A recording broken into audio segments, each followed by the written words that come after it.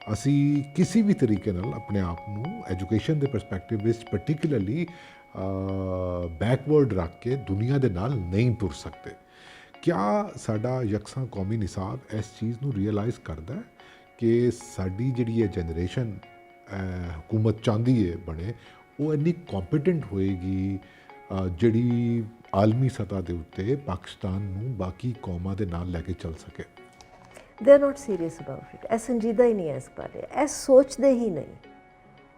ਇਹਨਾਂ ਨੂੰ ਇਹ ਇੱਕ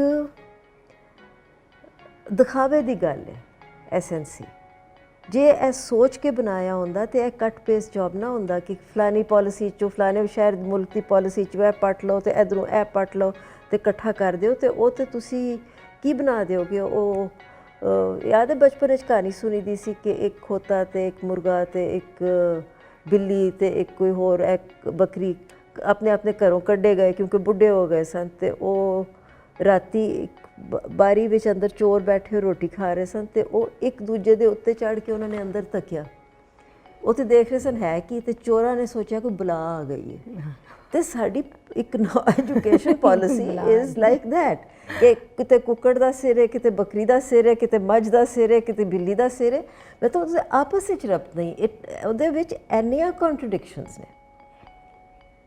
ਔਰ ਜਿਹੜੀਆਂ ਜਿੱਥੇ ਇਹ ਇੰਪਲੀਮੈਂਟ ਕਰਨਗੇ, ਜਿੱਥੇ ਉੱਥੇ ਉਹੀ ਸਿਸਟਮ ਚੱਲੇਗਾ ਜਿਹੜਾ ਪਹਿਲੇ ਚੱਲ ਰਿਹਾ।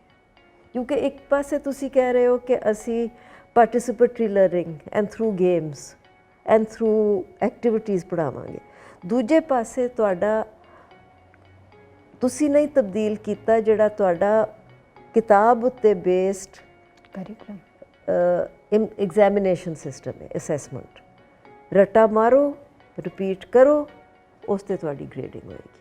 ਜਿਹੜਾ ਬੱਚਾ ਐਕਟੀਵਿਟੀ ਬੇਸਡ ਲਰਨਿੰਗ ਕਰਕੇ ਆਇਆ ਹੈ ਉਹ ਫੇਲ ਹੋ ਜਾਏਗਾ। ਤੇ ਜੇ ਤੁਹਾਡੇ ਕੋਲ ਉਸਤਾਦ ਨਹੀਂ ਹੋ ਐਕਟੀਵਿਟੀ ਬੇਸਡ ਲਰਨਿੰਗ ਕਰਾਉਣ ਦੇ, ਤੇ ਫਿਰ ਤੁਹਾਡਾ ਰੱਟਾ ਚੱਲੇਗਾ, ਤੇ ਫਿਰ ਤੁਹਾਡਾ ਸਿੰਗਲ ਨੈਸ਼ਨਲ करिकुलम कितने गया, मजाक हो गया ना, इट्स अ जोक। बिल्कुल यही मैं नीलम आपा की बात के साथ जाऊंगी। और काशी मुझे ये समझ में नहीं आ रही कि हम अपने बच्चों के रास्ता रोक क्यों रहे हैं। उनको तो हमने परवान चढ़ाना, उनको तो हमने बाहर की जाने भेजना। एक तरफ हम कहते हैं खोल आँख, ज़मीं देख, फलक देख, फ़िज़ा देख, ऊपर से हम कहते हैं आंखें बंद कर लो, जो हम कह रहे हैं वही करना है। ऐसे नहीं हो सकता। हम उनको क्रिटिकल थिंकिंग क्यों नहीं सिखा सकते? हमने उनको ग्लोबल पर्सपेक्टिव क्यों नहीं पढ़ाना? हमने उनको सोचने समझने की सलाहियतें क्यों ख़त्म करनी है? हमने उनको क्या बनाना है? हमने उनको, मैं बहुत ज़्यादा कहना नहीं चाहती, लेकिन हमने उनको बनाना क्या है? हम क्या बनाना चाह रहे हैं और हमारे इस तालीमी निज़ाम की हकीकत क्या है?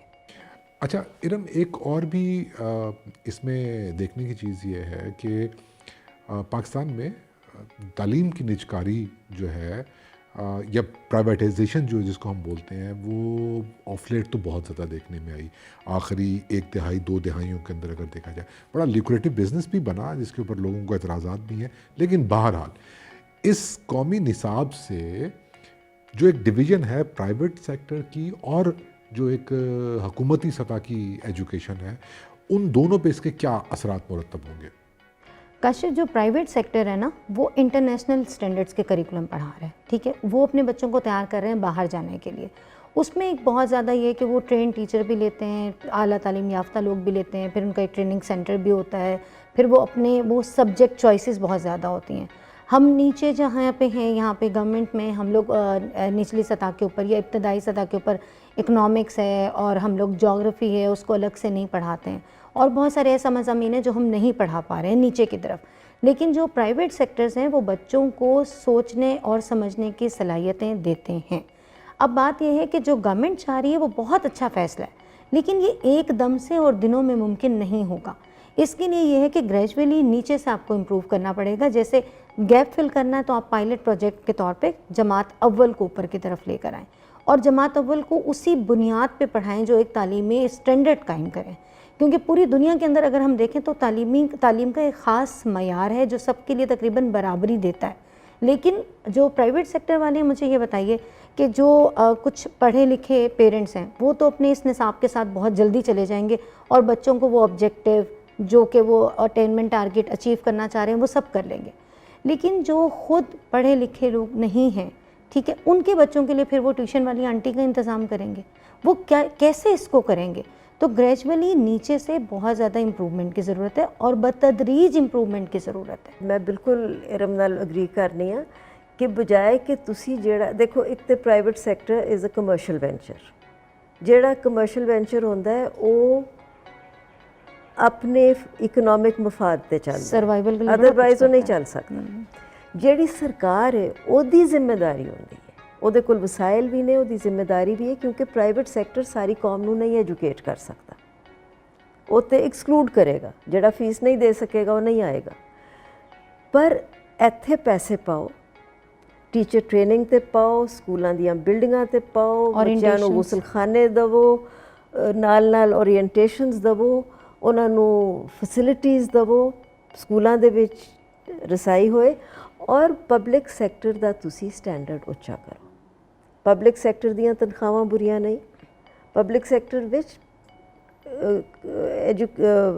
ਐਜੂਕੇਸ਼ਨ ਲੈਵਲ ਵੀ ਠੀਕ ਹੁੰਦਾ ਹੈ, ਪਰ ਐਸੇ ਸਿਸਟਮ ਦੇ ਨਿਕਲੇ ਹੋਏ ਨੇ ਨਾ, ਰੱਟਾ ਪੜ੍ਹ ਕੇ ਤੇ ਰੱਟਾ ਪੜ੍ਹਾਉਣ ਵਾਲੇ ਨੇ ਸਾਰੇ। ਉਹਨਾਂ ਨੂੰ it is not just teacher training, teacher education ਵੀ ਜ਼ਰੂਰਤ ਹੈ ਬਹੁਤ। ਜਦੋਂ ਅਸੀਂ ਕਰ ਰਹੇ ਸਾਂ ਟੀਚਰ ਟ੍ਰੇਨਿੰਗ ਇੱਕ ਪਬਲਿਕ ਸੈਕਟਰ ਸਕੂਲਸ ਦੇ ਨਾਲ ਹੀ 6-7 ਨਾਲ, ਤੇ ਉਦੋਂ ਸ਼ਹਬਾਜ਼ ਸ਼ਰੀਫ ਨੇ ਜਿਸ ਤਰ੍ਹਾਂ ਹੋਣੇ ਕਿ ਜੀ ਛੜੀ ਜਾਦੂ ਕੀ ਛੜੀ ਘੁਮਾਓ ਤੇ ਲੈ ਆਓ ਨਿਜ਼ਾਮ, ਉਹਨਾਂ ਨੇ ਜਾਦੂ ਕੀ ਛੜੀ ਘੁਮਾ ਕੇ ਕਿਹਾ ਸੀ ਸਾਰੇ ਅੰਗਰੇਜ਼ੀ ਪੜ੍ਹਨਗੇ। ਉਹਨਾਂ ਨੇ ਕਿਹਾ ਸੀ ਸਾਨੂੰ ਆਪ ਨਹੀਂ ਆਉਂਦੀ, ਅਸੀਂ ਪੜ੍ਹਾਈਏ ਕੀ? ਐਂਡ ਦੈਨ ਦੇ ਇਨਸਿਸਟਡ ਕਿ ਤੁਸੀਂ ਫਿਰ ਅਸੀਂ ਕੋਈ ਸਾਲ ਉਹਨਾਂ ਦੇ ਨਾਲ ਬੈਠ ਕੇ, ਹਾਲਾਂਕਿ ਮੈਂ ਲਿਟਰੇਚਰ ਟੀਚਰ ਹਾਂ, ਮੈਂ ਲੈਂਗੁਏਜ ਟੀਚਰ ਨਹੀਂ, ਅਸੀਂ ਫਿਰ ਉਹਨਾਂ ਨਾਲ ਹੌਲੀ ਹੌਲੀ ਤਰਜਮਾ ਕਰ ਕਰਕੇ ਤੇ we did English language lessons with them। ਪਰ ਅਸੀਂ, ਮੇਰਾ ਮਤਲਬ ਹੈ ਉੱਤੇ ਨਮਕ ਦੀ ਚੂੰਡੀ ਬਰਾਬਰ ਵੀ ਨਹੀਂ ਨਾ, ਇੱਕ ਛੋਟਾ ਜਿਹਾ ਇਦਾਰਾ 10 ਸਕੂਲਾਂ ਨੂੰ ਲੈ ਕੇ ਬੈਠਾ ਹੋਇਆ ਹੈ। ਮੇਰਾ ਮਤਲਬ ਹੈ ਸਰਕਾਰ ਆਪਣੀ ਜ਼ਿੰਮੇਵਾਰੀ ਲਵੇ, ਬਜਾਏ ਕਿ ਵੱਡੀਆਂ ਵੱਡੀਆਂ ਗੱਲਾਂ ਕਰੇ ਔਰ ਫੜਾ ਮਾਰੇ। ਬੇਸਿਕਲੀ ਇਹ ਫੜ ਹੈ।